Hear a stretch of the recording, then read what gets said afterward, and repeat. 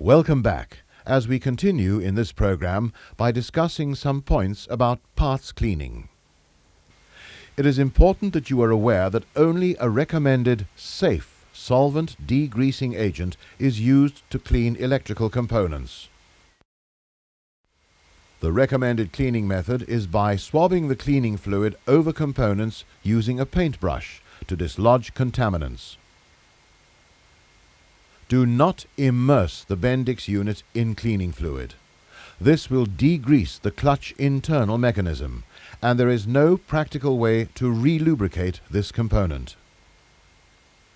After brush cleaning, each individual component should be air-dried.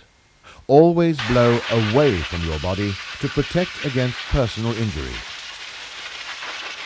After each component has been dealt with, all parts should be laid out neatly on a clean surface, ready for a full inspection. To recap on the important points about cleaning. Firstly, always use a safe solvent degreaser. Never use volatile liquids such as petrol or paint thinners. This is a dangerous and illegal practice.